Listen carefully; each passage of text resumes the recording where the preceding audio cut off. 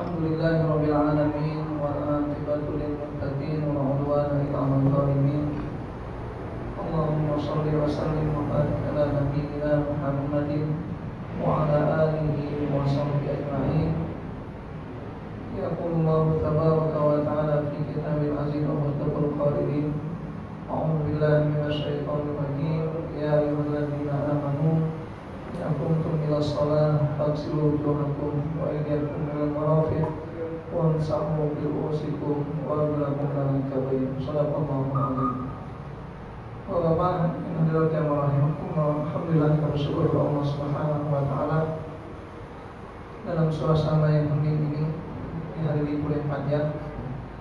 Kita tidak meliburkan semangat dan upaya kita memahami agama Allah Subhanahu wa taala melalui kajian-kajian Islam yang insyaallah pada malam ini membahas masalah bab thaharah.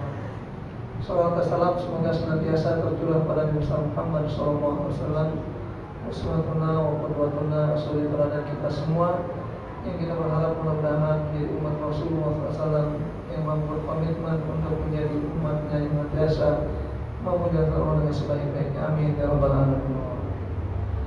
Ya rahimahullah, setelah kita memahami tentang beberapa maklumat tentang ilmu fikih dan juga munculnya mazhab-mazhab dan alasan-alasan serta dalil-dalil yang ditemukan dalam kajian fikih ini, sekarang kita akan coba masuki satu kajian dalam kajian fikih dengan at-thaharah. Nah, thaharah ini dalam rangka berupaya untuk suci demi sahnya ibadah kita, karena salah satu bentuk kewajiban bagi kita sebagai seorang muslim, kalau kita beribadah kepada Allah harus dalam keadaan suci. Makanya ada pertanyaan, mengapa orang sholat itu harus dalam keadaan suci? Dan kedua, mengapa mayat itu wajib dimandikan? Jadi jawabannya sama. Yang pertama, ketika sholat adalah suci karena orang yang sholat dalam rangka dia berkomunikasi dengan zat yang maha suci. Siapa itu? Allah. Begitu pula mayat ketika meninggal dunia, kenapa wajib dimandikan? Karena dia ingin bertemu dengan zat yang maha suci. Sayangnya mayat ini tidak bisa mandi sendiri, sehingga apa wajib dimandikan. Makanya kita katakan ketika kita boleh jadi orang yang suci ini atau dalam suci, dalam rangka kita berupaya agar ibadah kita diterima oleh Allah Subhanahu wa taala. Apa itu thaharah? Secara bahasa dari kata-kata thaharah yathuru, thaharatun, yang artinya bersuci, baik itu bersifat zahir ataupun bersifat batin. Yang bersifat zahir biasanya kata-kata thaharatul badan itu mencerminkan tentang kesucian kita secara fisik. Adapun thaharatul qalb itu kebersihan kita dalam konteks batin kita. Makanya dibedakan di sini antara thaharah umumnya digunakan untuk hal-hal yang fisik saja. Sementara untuk yang batin disebut dengan tazkiyah. Makanya sama tazkiyah dengan thaharah, cuma beda dalam penggunaan penempatannya saja. Nah, secara istilah kata thaharah itu bersuci terhadap tubuh atau anggota tubuh dengan cara dua hal. Pertama, raf'ul hadas, dan yang kedua izalatul najasah, demi kesempurnaan ibadah. Apa itu raf'ul hadas? Yaitu mengangkat hadas yang bersifat hukmiyah. Contohnya, kalau kita sudah berwudu kemudian membuang angin, kira-kira angin itu najis nggak? Timbul dari tubuh kita, najis nggak? Nggak najis. Jadi angin yang keluar dari tubuh kita alias kentut gitu, itu tidak najis. Buktinya apa nggak najis? Kalau kita habis buang angin kena pakaian kita, anginnya celana dalam sebagainya, kira-kira harus dibuka nggak kalau sholat? Enggak. Kenapa? Dia bukan najis. Yang membatalkan wudhu kita bukan karena anginnya, tapi keluarnya. Ini namanya najis hukmiyah. walaupun nggak kelihatan najisnya, tetap kita wajib untuk bersuci. Itu namanya najis hukumnya dengan raf'ul hadas. Yang kedua, izalatun najasah, menghilangkan najis yang bersifat ainiyah, yang nyata, yang nampak. Contohnya kotoran, baik itu yang padat ataupun yang cair, seperti umpamanya air seni ataupun kotoran manusia atau binatang, itu namanya najis yang bersifat ainiyah. Selama najis itu masih kelihatan, bahkan masih memiliki bau, maka masih ada kata-kata najis ainiyahnya. Nah, bersuci dalam hal ini juga masuk dalam kategori bagaimana cara kita menghilangkan najis yang bersifat ainiyah tersebut. Apa tujuannya? Demi kesempurnaan ibadah kita kepada Allah SWT. Nah, hukumnya bagaimana? Wajib aini. Kenapa wajib aini? Karena mutlak bagi siapapun dalam umat Islam wajib bersuci. Lagi-lagi tadi alasannya karena seorang wajib bersuci dalam keadaan bertemu dengan Zat yang maha suci. Makanya kalau kita ingin sholat ataupun ibadah yang lainnya seperti tawaf, diwajibkan dalam keadaan bersuci karena kita dalam keadaan berkomunikasi dengan Zat yang maha suci. Sehingga bagaimanapun khusyuknya sholat seseorang, kalau dia sholatnya tidak bersuci, dalam keadaan bersuci, maka sholatnya ditolak oleh Allah SWT. Maka tadi kita lihat dari salah satu syarat sahnya sholat adalah dalam keadaan bersuci. Dalam hadis Nabi dikatakan at-tahur syatrul iman. Jadi bersuci itu sebagian dari iman. Kenapa sebagian dari iman? Karena itu hubungan dengan iman kita. Jadi kalau kita mandi, kalau kita buang air kecil, kita cebok sebagainya, tapi tidak dasar dengan iman, sia-sia. Makanya orang kafir mau mandi hadas 700 kali pun tidak suci. Buktinya apa? Zaman Rasulullah banyak orang-orang Arabi masuk Islam. Ketika mereka sudah masuk Islam, sudah menjalankan kalimat syahadat, maka Rasulullah untuk mandi hadas. Kenapa? Karena mandinya dia dan bersucinya dia ketika dalam keadaan kafir tidak sah, tidak diterima oleh Allah Subhanahu wa taala. Maka dikatakan at-tahuru syatrul iman, kebersihan setengah dari iman. Kenapa setengah dari iman? Bagian dari iman seorang mukmin. Maka itu bagi Islam bahwasanya seorang mukmin dalam itu harus diawali didasarkan dengan unsur kesadaran dunia. Niat di mana posisinya? Niat di mana adanya? Di hati. Kayak kita mau berwudu. Untuk apa kita berwudu? Secara nggak langsung dalam hati kita berniat, saya wudu karena ingin sholat. Saya wudu karena ingin tawaf dan seterusnya. Itu namanya niat.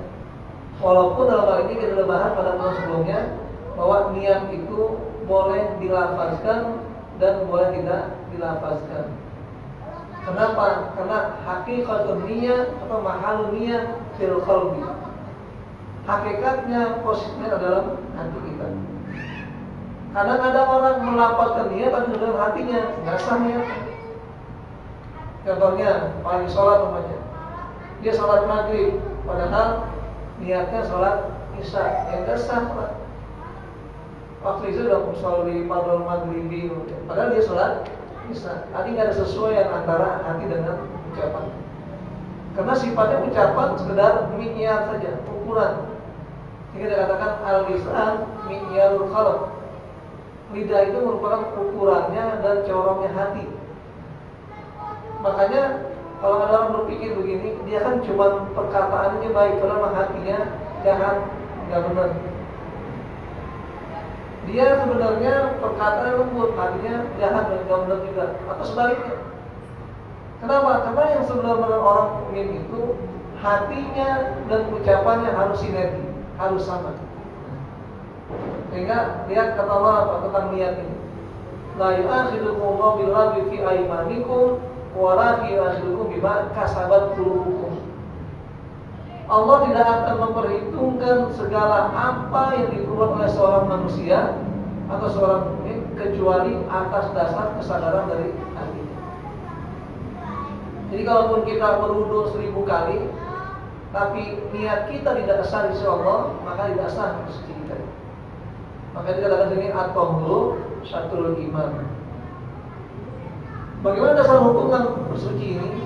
Yang pernah firman surat Al-Maidah ayat 6. Kata Allah, wa in kuntum junuban fatahharu wa in kuntum marda ala safarin aw ja'alu minkum al-ghaid aw lamastum nisa falam tajidu ma'an fatayammamu sha'idan thayyiban. Jadi dikatakan kalau kita dalam keadaan junub maka wajib bersuci. Kemudian kalau dalam perjalanan dalam keadaan sakit tidak ada air, tidak boleh menggunakan air, maka dengan apa di sini? Orang masih bisa namanya berwanita, para pagi lumayan dan para tidak. Fatayammamu sha'idan thayyiban. Maka hendaknya dia bertayamum dengan apa? Sha'idan thayyiban. Dengan debu yang baik. Apa debu yang baik di sini? Debu yang memiliki serbuk. Ada debu yang bersih yang memiliki serbuk. Ini kalau kita gini kan ada yang apa namanya naik ke atas itu serbuk. Makanya debu itu tidak mesti harus kita kumpulkan banyak-banyak. Ini kadang-kadang kalau kita dalam perjalanan di kendaraan naik pesawat ataupun yang lainnya di bus itu pasti ada debu. Makanya kita tetap diwajibkan tayamum di dinding pesawat itu ataupun di kursi-kursi pesawat. Pasti ada debu yang serbuk tersebut. Beda kalau kita masuk perusahaan elektronik seperti apa namanya Mac yang ada di Bitung. Nah itu pernah dia usahanya komponen-komponen dasar dalam televisi dan sebagainya. Hingga banyak silikon yang digunakan untuk pembuatan apa namanya jaring-jaring itu. Kalau kita masuk di steril dulu. Jadi bahkan sepatu kita pun nggak boleh masuk. Masuk ruangan steril baru bisa masuk tempat itu. Kenapa? Karena yang tadi kita katakan terhindar segala pengaruh debu. Karena kalau ada unsur debunya, itu akan mengganggu hubungan jaringan apa namanya setrum ataupun energi yang dihubungkan antara keduanya. Nah, jadi dalam dunia seperti ini, walaupun di bus ataupun di pesawat pasti ada debu yang dikatakan sha'i dan thayyibah itu. Dalam surah ini dikatakan wasiyah bakamatahir. Dan hendaknya kalian harus membersihkan pakaian kalian dalam beribadah kepada Allah. Maka dasar dua ayat ini mengisyaratkan bahwasanya bersuci dan membersihkan pakaian dalam kita ini adalah hukumnya wajib dalam kita beribadah kepada Allah Taala. Hadis Nabi mengatakan la tuqbalu shalatun bi ghairi tahurin. Jadi katanya la tuqbalu bukan batilah. Kenapa la tuqbalu? Karena sifatnya tidak diterima. Tidak diterima itu artinya apa? Apa yang kita kerjakan mungkin saja sempurna unsur dan rukun-rukunnya, tapi kenapa tidak diterima? Karena syaratnya tidak tercukupi, terpenuhi. Maka dalam hukum Islam kita kenal perbedaan antara kata-kata batilan dengan fasidan. Kalau batal itu artinya rukunnya hilang. Contohnya, orang sholat kemudian tidak pakai ruku. Ini bukan tidak sah sholatnya, tapi batal sholatnya. Tapi kalau orang sholat membawa hadas atau adanya pakai pakaian yang kotor ataupun tempat yang kotor, sholatnya sempurna, tidak batal, tapi tidak sah, tidak diterima oleh Allah. Kenapa? Karena bersuci itu bukan rukun dari sholat, tapi bersuci merupakan syarat sahnya sholat. Ini kita bedakan antara rukun dengan syarat. Jadi kalau rukun bagian dari amal perbuatan kita itu, jika hilang salah satunya, maka hilanglah komponen tersebut. Tapi kalau syarat di luar dari unsur-unsur tersebut, maka kita lihat tentang syarat sahnya sholat bukan dikerjakan di saat kita sholat. justru dikerjakan, ditunaikan sebelum kita melaksanakan sholat. Nah, ini tentang kenapa dalam hadis dikatakan latu baru sholatun di ghairi qabulin. Bukan dikatakan sholatnya batilah, tapi tidak diterima oleh Allah SWT. Itu dalil naklinya. Karena dalil naklinya, Allah adalah maha suci, senang kepada kesucian. Beribadah adalah menghadap Allah, perlu kesucian. Dan penghuni surga adalah orang-orang yang suci, sehingga suci sebagai tanda kebaikan. Jadi kalau kita ingin melakukan sifat baik dari kita, biasakanlah diri untuk menjadi orang yang suci. Pakaiannya suci, makanannya suci, tubuhnya suci, hatinya juga suci. Enak gak? Istrinya namanya suci. Beres semuanya. Kenapa? Semuanya suci. Ini secara logika memang kesucian merupakan ciri khas perbuatan ahli jannah. Nah, jadi toharoh ada dua macam. Ada raful hadas, itu menghilangkan najis yang bersifat hukmiyah, bukan hakikatnya seperti zatnya, seperti wudu, mandi, hadas dan tayamum. Ini sifatnya hukmiyah. Yang kedua, izalatun najis, itu menghilangkan najis bersifat ainiyah, seperti membersihkan sesuatu dari najis yang menempel padanya, baik pada badannya ataupun pada tempat dan juga pakaiannya. Nah, najis yang bersifat ainiyah ini ada tiga macam. Ada najis yang bersifat mukhaffafah, ringan. Seperti apa? Mukhaffafah itu kencing bayi laki-laki saja, tidak termasuk bayi perempuan. Kenapa hanya kencing bayi laki-laki? Karena kata ulama bahwasanya tanda balik seorang laki-laki itu adalah mani yang bukan najis. Tetapi tanda balik seorang wanita adalah darah, sedikit pun dia najis. Makanya bukti mani bukan najis, suatu saat pernah Nabi sholat menggunakan pakaian yang bekas kena maninya, hanya dikerik-kerik saja, tidak disiram dengan air dan dibersihkan. Tandanya mani itu bukan najis. Sementara darah sedikit pun dia najis. Kenapa? Karena darah merupakan kotoran. Nah, ini makanya dikatakan najis mukhaffafah yang ringan itu hanya bagi bayi laki-laki yang usianya kurang dari 2 tahun atau belum makan atau minum sesuatu selain air susu ibunya saja. Kalau bayi sekarang repot, baru 4 bulan makan serelak. Iya, udah makan apanya? Apalagi ibunya seorang wanita karir, sebagai karyawati dan sebagainya. Jadi baru cuti 3 bulan sudah ditinggal anaknya. Kan nggak mungkin dikasih ASI. Akhirnya apa? Yang membantunya atau mengurusnya dikasih makanan lain, susu instan ataupun yang lain. Makanya wajar saja kadang-kadang kalau ada seorang ibu muda tidak mau menyusui anaknya, tapi ada yang sudah sakit. Kenapa? Karena susunya instan semua. Jadi wajar kalau dia udah gede, anaknya lakunya kayak sakit. Padahal menyusui anak itu perintah Allah. Kenapa? Berapa lama? 2 tahun disusui. Jadi kalau salah tuna syahro 30 bulan dari mulai hamil sampai dia melahirkan dan menyusuinya. Salah tuna syahro. Jadi 30 bulan tanggung jawab seorang ibu pada anaknya. Kemudian najis yang kedua, najis mutawassithah, itu najis yang sedang. Nah, najis sedang ini letaknya antara najis yang ringan dan najis yang ketiga yang mughaladzah, berat. Najis mughaladzah ini yaitu air liur dari anjing atau bangus atau moncong anjing. Kenapa demikian? Karena di situ ada bakteri-bakteri yang tidak hilang dengan hanya dibasuh oleh air atau deterjen saja. Ada seorang orang dari Prancis, Philip, apa namanya saya lupa. Itu masuk Islam gara-gara dia menelaah hadis ini. Jadi katakan idza walaqal qalbu fi inaya hadikum falyamsilha sab'a marrat indahunna biturab. Kalau ada bejana kalian yang disentuh oleh anjing, dipakai minum oleh anjing baginya, disentuh dengan mulutnya ataupun hidungnya, maka basuhlah dengan 7 kali basuhan. Sab'amarat ihdahunna biturab. Salah satunya dengan debu.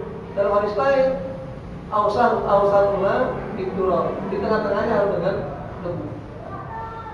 Kenapa demikian? Karena rupanya ada satu bakteri yang tidak hilang dari permukaan bejana itu kecuali kalau sudah dibasuh dengan debu tersebut. Dibuktikan ternyata apa benar masuk Islam gara-gara. Makanya saya katakan orang yang masuk Islam itu orang yang pintar-pintar. Kenapa orang pintar-pintar? Karena melalui analisa, melalui pembuktian, dia akhirnya masuk Islam.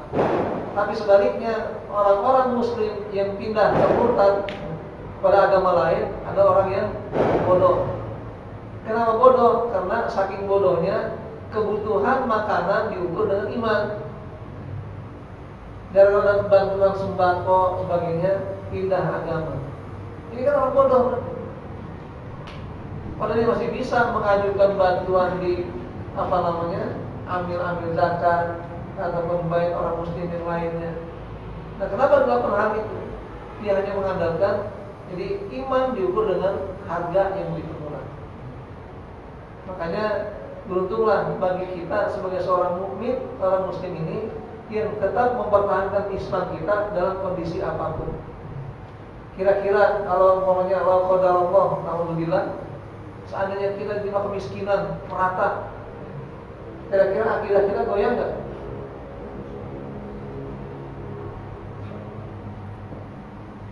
Kena bencana nih, lingkungan kita, semua jadi miskin. Kira-kira akidah kita goyang nggak? Tergantung. Makanya kata Ali apa? Kadal fakru ayakuna kufran. Nyaris, jangan hampir saja. Setiap kepakiran itu mengarah kepada kekufuran.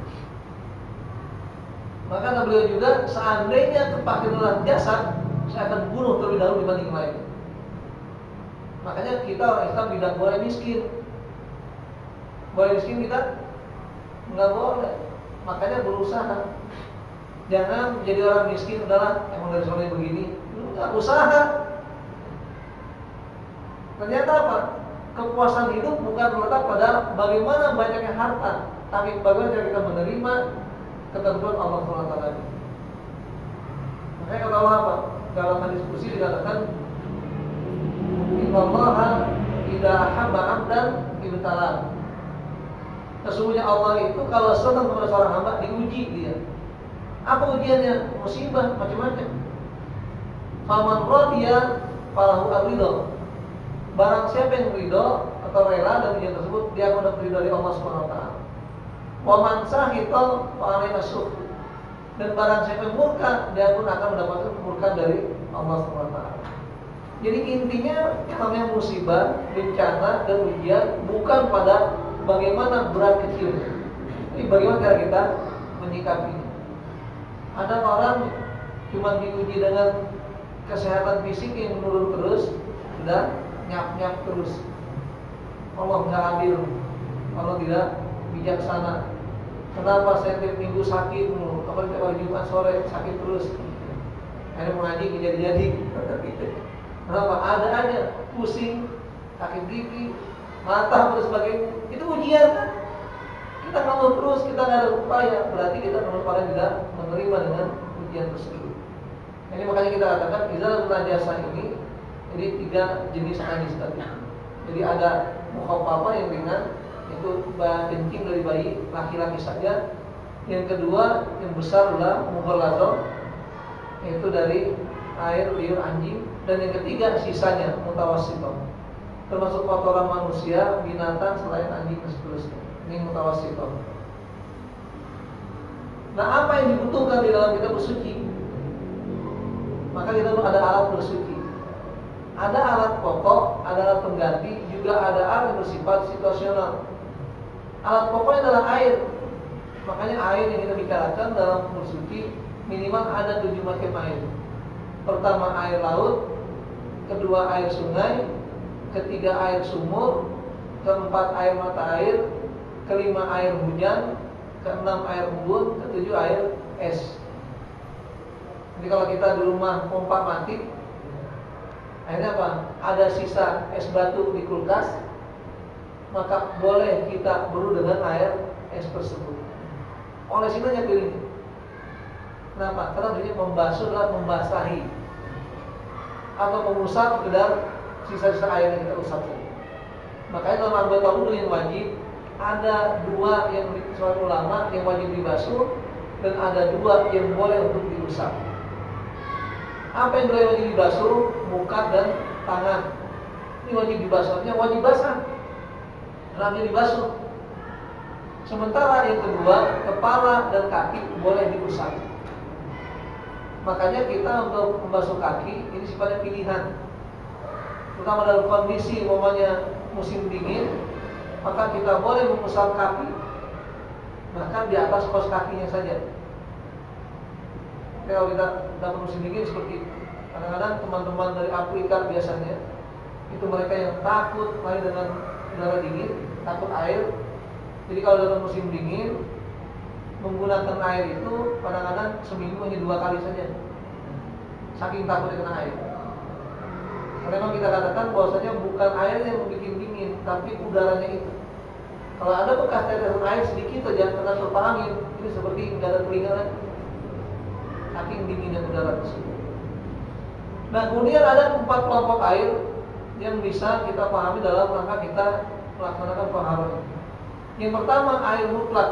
Air mutlak air yang sempurna, yang dia sifatnya suci dan dapat mensucikan. Dapat digunakan untuk bersuci kapan saja. Yang kedua, air yang bercampur dengan sesuatu yang suci. Ini seperti air kopi, air teh. Ini suci tapi tidak mensucikan. Dan yang ketiga, air mustakmal. Air mustakmal minimal hukumnya makruh untuk dijadikan alat untuk bersuci. Contoh mustakmal bagaimana? Ada 3 pola. Kalau dalam mazhab Maliki, air mustakmal itu yang sisa dari apa yang kita gunakan untuk bersuci. Contohnya, ada air seember. Kita gunakan dengan tangan kita basuh muka, sisanya jatuh lagi ke situ, ember itu. Maka air mustakmal. Nah, kemudian yang kedua, mazhab Syafi'i. Dalam mazhab Syafi'i bahwa air mustakmal itu air yang kita gunakan untuk bersuci dan kemudian sisanya mungkin terpecik dengan bekas-bekas kita gunakan itu. Dalam prinsip mazhab Syafi'i ini dikatakan air yang banyak tidak akan mustakmal. Apa ukuran banyak ini? 2 pula dalam mazhab Syafi'i. Nah, 2 pula itu ukurannya kurang lebih 216 liter. Kalau kita punya bejana, kita ukur isinya kurang lebih 216 liter, berarti sudah sampai 2 bulan. Dan mereka dengan al-ma'ul qalir la yahmil al-khabas. Al-ma'ul kasir la yahmil al-khabas. Air yang banyak tidak akan terkena lahir mustakmal dan lain. Beda pemahaman dan pengertian Imam Abu Hanifah bahwa air dikatakan banyak. Kalau sebuah bejana, pojok sini kita goyang, di sini nggak sampai goyang lagi, pojok sebelah sini. Kadang-kadang kalau kita goyang sedikit ada lingkaran gitu ya. Nah, lihat kita lihat di sini kira-kira sampai nggak buihnya atasnya goyangnya itu ke atau gelombangnya sampai pojok sana. Kalau sampai, air masih sedikit nanti. Inilah para ulama berijtihad tentang mengetahui sejauh mana ukuran air tersebut. Nah, kemudian yang keempat, air mutanajis. Air mutanajis adalah air yang memang terpengaruh dengan suatu najis. Minimal mengawali 3 hal, baik itu warnanya, rasanya ataupun baunya. Kadang-kadang kita punya bak mandi, ada tikus mati jatuh. Tikus mati jatuh ke kamar mandi. Kalau memang sifatnya mempengaruhi 3 sifat ini, maka air benar-benar najis. Tidak boleh digunakan untuk bersuci. Tapi kalau memang cicak mati jatuh kamar mandi atau bak mandi, tidak berpengaruh apa-apa. Kenapa? Terlalu sedikit, terlalu kecil. Kemudian alat berikutnya alat pengganti adalah debu yang suci. Kenapa dengan pengganti? Kalau dasarnya dia tidak menggantikan secara mutlak. Makanya tayamum itu tujuannya bukan untuk bersuci. Tujuan tayamum adalah untuk dibolehkan dia ibadah sholat. Maka dalam niat dilakukan bertayamum kita katakan nawaitu tayammuma listibahatis sholat. Jadi saya niat tayamum agar dibolehkan untuk sholat. Kenapa? Karena kalau sudah selesai sholat dan dia ketika tayamum karena tidak ada air, tiba-tiba hujan turun, wajib dia ganti dengan air hujan. Selama waktu sholat masih ada. Contohnya, kita di kendaraan, di kereta api. Kayak tadi malam saya jemput istri di Senen, pulang kantor, anak balik Kediri. Akhirnya apa? Sekitar jam 11 itu rupanya penumpukan penumpang di pasar Senen. Ada dalam kondisi yang ramai sebenarnya liburan panjang, berarti kan orang banyak bepergian. Umpamanya suatu saat dalam perjalanan dia ingin tayang, dia ingin berwudu, ternyata di kereta kehabisan air. Caranya gimana biar dia boleh tayamum? Pertama, kalau dia tidak punya air lagi untuk dia berwudu. Yang kedua, memang tidak ada air di situ. Ukurnya kita cek 2-3 gerbong ke depan ke belakang. Jadi kalau cuma di gerbong kita saja nggak ada air, kita bisa pindah ke gerbong berikutnya. Kalau nggak ada juga, baru kita boleh putuskan tidak ada air. Jangan sampai cuma katanya doang. Jadi mau wudu tanya nggak ada air depan. Maksudnya lihat ke belakang, ada nggak masih? Karena bahkan sini sifatnya bertayamum ini menggunakan debu itu sebagai pengganti sementara, sekedar dibolehkan untuk sholat, bukan menggantikan posisi toharoh itu. Contoh orang junub, nggak ada air atau nggak boleh menggunakan air, tapi dia harus sholat kan? Karena gimana dengan bertayamum? Bukan berarti junubnya bersih. Makanya kalau nanti kalau dapat air, baik itu hujan ataupun lainnya, atau pasokan air yang sudah datangnya, maka wajib menggunakan air tersebut untuk dia bersuci. Ini namanya alat pengganti. Adapun yang bersifat situasional, panas matahari, ini biasanya khusus bagi orang yang hidupnya di bawah tanah terus. Ada penggali harta karun, gitu ya, atau penambang yang sehari-hari di bawah di dalam tanah terus. Maka cukup dia keringin air, diusap saja debunya atau tanah itu, dia naik ke permukaan, dia kering, bersuci di situ. Nunggu kering dari panas matahari itu. Nah, sebab hadas. Hadas kecil sebabnya ada 4, hadas besar ada 6, ada 5. Hadas kecil sebabnya pertama, keluar sesuatu dari salah satu kedua lubang. Ungkapannya kharaja atau ma kharaja. Ma itu menggambarkan sesuatu, baik itu benda padat, benda cair ataupun benda gas sekalipun. Jadi membatalkan wudu dia itu bukan karena jenisnya, tapi kenapa? Karena keluarnya. Makanya saya kata tadi ketika orang buang angin, anginnya nggak najis. Karena kalau angin najis, kasihan tetangganya. Ya kan? Lagi mau sholat, rupanya jalan di belakang, di depan orang, depan dia orang buang angin, terus cuma baunya doang nempel. Nah kalau dikatakan najis, berarti dia tidak sah sholat. Makanya dikatakan angin itu bukan najis. Nah sementara cairan dan zat padat itu, itulah kenapa? Karena kelihatan zatnya, ainnya, maka dikatakan najis. Jadi yang menjadi permasalahan muncul hadas kecil keluarnya itu. Makanya kalaupun ada gejolak dalam perut kita, kemudian perasaannya ada yang keluar pepes-pepes, pastikan dulu kata Nabi. Pertama apa masalahnya? Pertama dengerin suaranya, yang kedua rasakan baunya. Kalau salah satunya ada, maka dari kita sudah berhadas. Gimana caranya? Tanya tetangga sebelah. Kita lagi tidur gini, lagi dari Jumatan, malam kena sugadak tadi malam. Akhirnya apa? Duduk begini, nggak sadar, tertidur. Tahu udah komat, bangun. Jadi sampai selesai nggak tahu juga. Pas komat baru sadar. Pas bangun, tanya tetangganya, ada keributan nggak tadi? Ada suara angin ribut. Kalau enggak, ada baunya enggak? Kalau enggak ada dua-duanya, maka ihtimal kemungkinan dia tidak membatalkan wudu. Syaratnya apa? Tidurnya harus benar. Tapi kalau tidur rebahan begini, apalagi sampai kayak tidur kontak. Gimana kalau duduknya kontak? Kakinya ditekuk begini. Ini kan sangat membuka peluang untuk keluarnya sesuatu. Tapi kalau begini, murabak namanya, mutarabak, ini akan menjamin dia.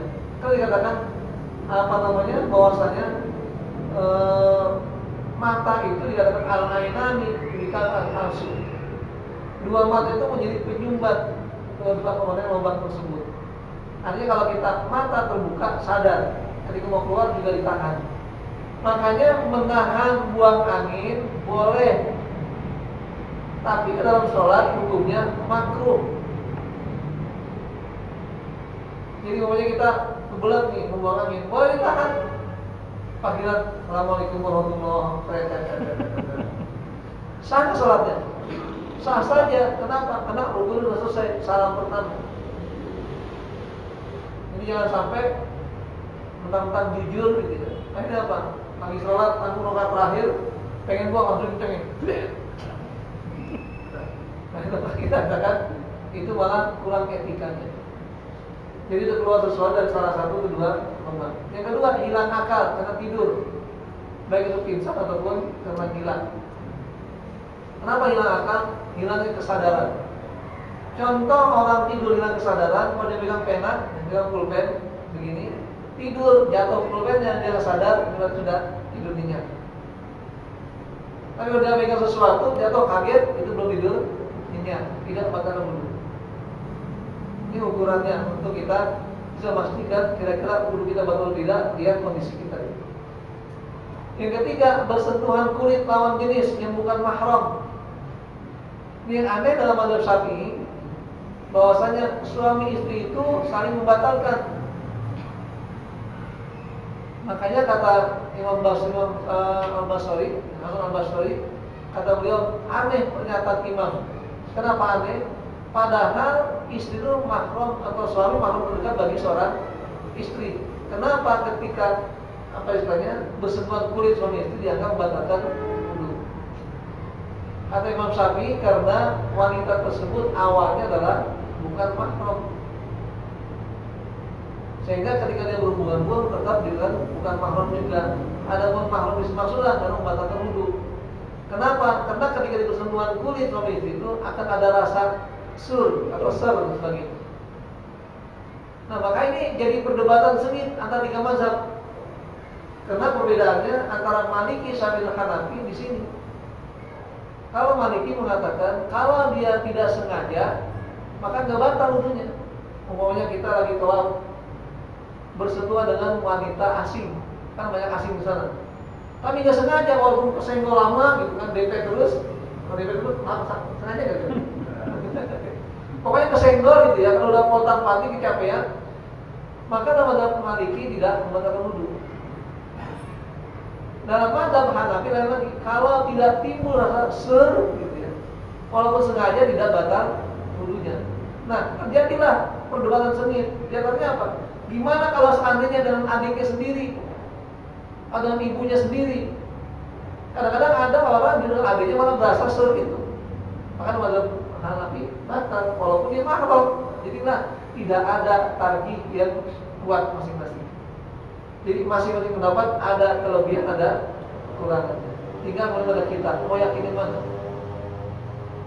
Dan bahkan kalau kita lagi umroh saja, ketika tawaf tidak mesti kita ikrarkan saya mau pindah mazhab dulu. Makanya selama ada unsur darurat boleh dikerjakan. Jangan sampai kita ketika tawaf menggunakan mazhab Syafi'i terus semuanya, pokoknya kesenggol atau tidak, dua-duanya batal. Nggak selesai tawafnya. Apalagi kalau musim haji, tawaf ifadah, seluruh manusia tumplak di situ. Nah kemudian yang keempat, menyentuh kemaluan dengan telapak tangan. Artinya apa? Ketika seseorang itu bersentuhan menyentuh kemaluan seorang atau menolong dirinya sendiri, maka itu akan membatalkan wudu. Apa telapak tangan? Bagi berbeda pendapat. Yang disepakati adalah bagian depan ini. Sehingga apa? Kalau ngegatel boleh pakai sikut atau pakai bagian kulit ini.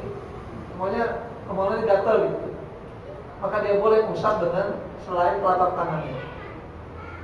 Apalagi ada alasnya, silakan saja. Atau ingin juga pakai sikat gigi, nggak apa-apa. Dan kemudian itu namanya hadas kecil penyebab. Kan hadas besar. Nah ini baru kita jawab. Hadas besar ada 5 penyebabnya. Yang pertama keluar mani, sengaja ataupun tidak sengaja. Yang penting keluar mani itu.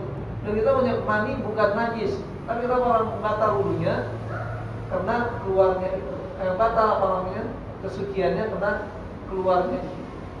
Makanya bedakan antara mani, mazi dan wadi. Mani itu tidak akan keluar kecuali orang sudah sampai puncaknya. Jadi kalau baru sampai Ciawi, tergadok belum mani namanya. Kalau sampai puncak, walaupun apa namanya puncak pas, ya. Jadi sudah sampai puncaknya kenikmatan, belum keluar sesuai kemaluannya, namanya mani. Nah ini kita katakan disebabkan hal ini maka dia akan mengalami hadas besar. Kadang-kadang ada orang saking letihnya atau gimana, terlalu capek, lagi duduk bengong gitu ya, keluar mani. Nah makanya kita katakan tidak batal apa namanya kesuciannya, dia wajib mandi hadas. Yang kedua melakukan jima. Jima ini sifatnya ketika dia masuk ke kawalan kemaluan istrinya. Walaupun sampai keluar mani, maka jima sudah membatalkan atau sudah membuat dia menjadi berhadas besar. Dia wajib mandi hadas. Karena kata Aisyah apa? Kunna amilna ma Rasulillah. Kami kerjakan itu bersama Rasulullah. Artinya apa? Tidak sampai keluar. Kan kata tidak takal hitan, nanti faktor duanya bagus. Kalau sudah bertemu dua yang dihitan, maksudnya laki dan perempuan, sudah wajib mandi walaupun wa in lam yanzil, walaupun belum keluar mandi. Para sahabat bingung menyikapinya. Akhirnya kata Aisyah, kunna amilna ma'a Rasulillah faktasalna. Kami lakukan bersama Rasulullah dan akhirnya kami mandi hadas. Kemudian yang ketiga, haid atau nifas bagi wanita. Dan haid ini merupakan siklus bulanan. Nifas adalah pasca kelahiran. Kenapa dikatakan hadas besar? Karena keluar darah dari kemaluannya ini. Jadi ketika hal-hal yang keluar sifatnya besar, maka itu menjadi hadas besar. Kemudian kufur atau murtad, ketika masuk Islam kembali, maka wajib mandi hadas. Kenapa? Kekufurannya dan murtadannya itu akan membuat dia menjadi apa yang tidak suci lagi. Maka saya katakan hadas besarnya tidak selamanya bersifat hadas yang sifatnya ainiyah. Tidak juga bersifat hadas umumiyah. Dan yang kelima terakhir kematian. Gara-gara orang mati, maka wajib mandi hadas besar. Karena sayang orang mati dia bisa mandi sendiri, maka wajib dimandikan. Dan ada dalam kisahnya seorang waliullah di Mesir itu,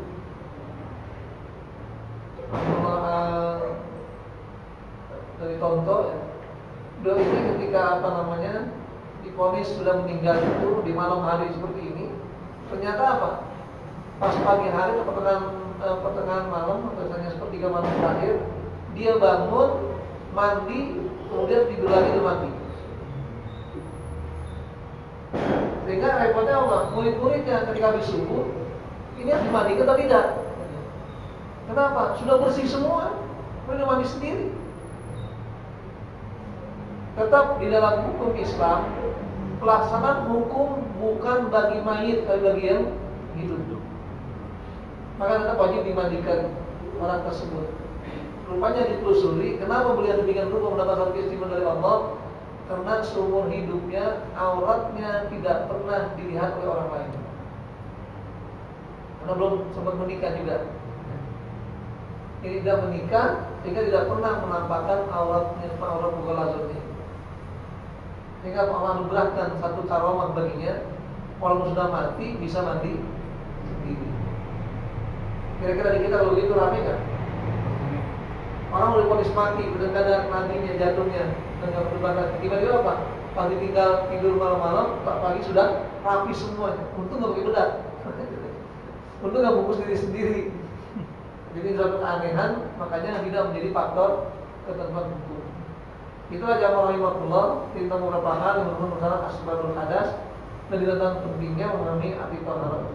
Silakan mungkin ada yang ingin menyampaikan sesuatu atau komentar untuk mempertegas, mempertajam kajian kita tentang bagaimana cara kita memahami hadas dan juga masalah taharah. Silakan. Yang di hadas kecil itu kan hilang akal, tidur salah satunya kan. Berarti kalau Jumatan itu kita kalau sempat tidur wudu bagaimana? Ya. Makanya ukuran tidur ini apa? Sampai hilang kesadaran. Nah, gimana hilang kesadaran itu? Jadi kita kata kalau kita megang pulpen tidur, jatuh pulpen itu kita nggak sadar, berarti itu udah nyenyak tidurnya. Itu bisa membatalkan wudu. Syaratnya apa? Kalau duduknya tidak pada posisi yang seperti melompat. Umpamanya di senderan gitu, sambil megang sesuatu atau megang duit mau infak gitu ya. Ternyata Pak duitnya jatuh, sudah sadar gitu. Otak infak sudah lewat, duitnya juga jatuh. Berarti sudah batal wudunya. Nah, kemudian ketika dia bangun, wajib dia berwudu sebelum dia sholat. Itu maka kita harus paham tentang bagaimana cara menyikapi agar wudu kita tidak batal. Ini maksud dengan kata hilang akal karena tidur tersebut. Baik, ada lagi naik. Nah, itu tadi Ustaz. Nah, itu tadi itu sudah terakhir. Sampai bisa bermasalah, kita tahan. Jadi makro apa? Ya, jadi dalam hadis Nabi dikatakan as-sholatu quddamal akhbasaini makruh. Jadi sholat karena kebelet dua kebutuhan, baik itu hajat atau hadas kecil belakang ataupun depan, kebelet pengen tipis nahan tipis, kebelet pengen buang angin nahan dan sebagainya, ini hukumnya makruh dalam sholat. Makin jauh waktu sholat itu makin makruh. Contohnya baru azan ini kita kebelet pengen buang angin, jangan ditahan. Kenapa? Masih ada sisa waktu untuk kita sholat berjamaah. Tapi udah rakaat kedua atau rakaat ketiga atau rakaat keempat boleh ditahan. Jadi makin dempet waktunya, makin hampir selesai, makin ringan waktunya. Nah, gitu ukurannya. Silakan Pak. Pertama mengenai tayamum, ilmu yang suci itu gimana kriterianya? Ya. Jadi kriteria debu suci itu pertama debunya tidak mengandung najis. Apa jadi debu najis itu? Jika debunya lembab. Makanya kalau debu itu basah tidak boleh digunakan untuk bersuci. Yang kedua, debunya tidak mengandung pasir. Makanya nggak boleh tayamum dengan serbuk-serbuk pasir. Karena pasir bukan debu. Debu itu merupakan tanah. Maka dikatakan at-turab. Turab karena dikatakan tin itu dari tanah tersebut. Sebagaimana asal muasal manusia. Karena Nabi Adam diciptakan dari tanah. Dan kemudian yang ketiga ukurannya harus berbentuk atau memiliki serbuk. Ukuran serbuk itu kita begini pasti ada yang terbang ke atas. Makanya sangat lembut sekali. Sehingga dalam prakteknya tayamum kita akan lihat bagaimana cara kita bertayamum dan praktek dalam kita sholat dengan tayamum. Itu cara mengukur kebersihan debu tersebut. Makanya jangan sampai maunya ada debu di pinggir got. Ini kan bukan debu, lembab dia. Contoh namanya, kita bangun tidur nggak ada air, kering di rumah air, tapi ada embun, pakai embun, jangan pakai debu. Gimana embunnya? Ambil pedaun itu, olesin, ratain. Itu namanya berwudu dengan menggunakan embun. Itu Pak ya. Kenapa? Karena lembab. Satu lagi, Ustaz. Kenapa? Satu lagi boleh. Kenapa? Tadi kalau menahan buang angin di tengah sholat, berusaha Bukan makruh. makruh. Maka sholat menjadi makruh. Jadi apakah setelah sholat kita sholat lagi supaya? Ya, kalau namanya makruh itu tidak membatalkan, tidak haram, tapi dibenci. Kenapa dibenci? Karena mestinya dia kan dalam keadaan normal, dalam keadaan bersih, suci. Kan dia tahan, maka hukumnya makruh saja. Jadi tidak mempengaruhi keabsahan sholatnya. sah saja. Sah. Tapi apakah kita ulang lagi? Ya nggak usah diulang kan sah namanya. Tapi udah makruh, kita nggak ada pahalanya lagi. Pahalanya ada, cuma menahan itu makruh. Tetap berpahala, tetap sah sholatnya. Karena kalau sah sholat kan berarti berpahala. Nah gitu. Makanya ketika orang yang sholat membawa kotoran atau dia berhadas, dia bukan berarti batal sholatnya, tapi tidak sah sholatnya. Kenapa? Ditolak oleh Allah SWT. Itu saja saya kira yang mudah-mudahan kita bisa menikmatinya. Dan lagi-lagi kita berupaya untuk senantiasa memahami bagaimana pentingnya syariat Allah SWT ini. Sehingga kita berupaya setiap amal ibadah kita itu berbuah dan menghasilkan pahala yang sebesar dari Allah SWT. Bismillahirrahmanirrahim. Alhamdulillahirabbil alamin. Allahumma shalli ala sayyidina Muhammad wa sayyidina Muhammad. Allahumma a'inna ala dzikrika wa syukrika wa husni ibadatik. Allahumma ahsin aqibatana fil umuri kulliha wa ajirna min adzabil akhirah. Rabbana ighfir li shalihati a'malana wa ala inna min man tawaffana wa anta rabbuna amin. Allahumma barik lana fi a'malina wa umurina wa niyatina bi rahmatika arhamar rahimin. Rabbana atina fid dunya hasanah wa fil akhirati hasanah wa qina adzabannar. Wassallallahu ala Muhammadin wa ala alihi wasallam. Alhamdulillahi rabbil alamin. Wassalamualaikum warahmatullahi wabarakatuh.